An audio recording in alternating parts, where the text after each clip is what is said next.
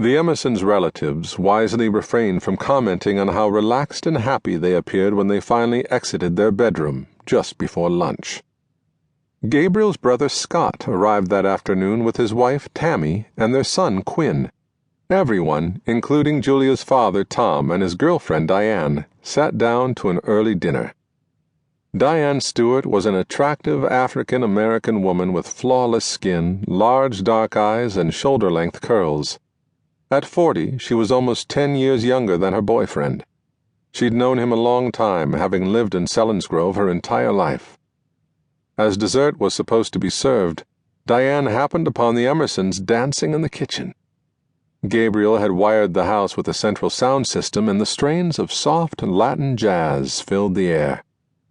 The newlyweds were wrapped around one another, swaying softly to the music. Gabriel whispered something in Julia's ear. She seemed embarrassed and turned away, but he chuckled and pulled her close, kissing her. Diane backed away, intending to return to the living room, but the aging hardwood creaked beneath her feet. The Emersons stopped abruptly and turned to face her. She grinned. "Something's cooking, and it ain't the apple pie." Gabriel laughed, a loud and happy sound, while Julia smiled and rested her forehead against him. Diane nodded approvingly.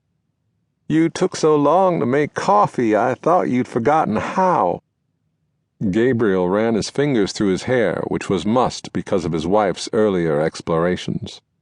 "Darling?" He looked down at her. "The coffee is ready and the pie is cooling. It won't take a minute." Julia reluctantly stepped away from her husband, who surreptitiously patted her backside. At that moment, Rachel and Tammy joined them. Tammy was the newest member of the family, having married Gabriel's younger brother Scott a month previous. At 5 feet 11 inches, she was tall and curvaceous, with long strawberry blonde hair and pale blue eyes. "What's the hold-up?" Rachel looked suspiciously at her brother, as if he were the sole cause of the delay. "We were just making coffee."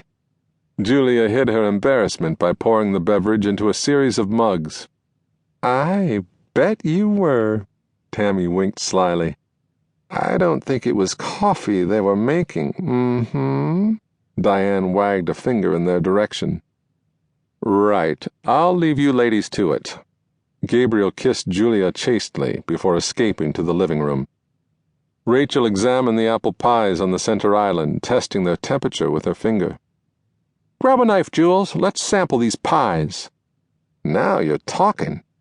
Diane declined Julia's offer of coffee and parked herself on one of the kitchen stools. "So, what was cooking out here? And please tell me you didn't use the counters." Rachel eyed the granite upgrades that Gabriel had insisted on purchasing. "Too cold." Julia clapped her hand over her mouth, but it was too late. The women burst into peals of laughter and began to tease her unmercifully. "Is it hot in here, or is it just me?" Diane fanned herself with a paper napkin. "I'm going to start calling this the House of Love." "My parents were like that." Rachel looked around the room. "Not on the counters that I know of, but they were very affectionate. It must be something about the kitchen." Julia didn't disagree. There was something warm and comforting about the space and the house itself. She and Gabriel had trouble keeping their hands off each other, except while she was working on her paper. "So, has my big brother made up for yesterday?" Rachel looked at Julia. She blushed a little. "Yes." "Good. I need to have a talk with him, though. He's supposed to buy flowers after a fight, or diamonds." Julia looked at her engagement ring, which featured a large center stone surrounded by smaller diamonds. "He's given me enough." "That's a good-looking ring, honey." Diane turned to Tammy, her eyes focusing on her left hand. "And so is yours. How's married life?" Tammy watched the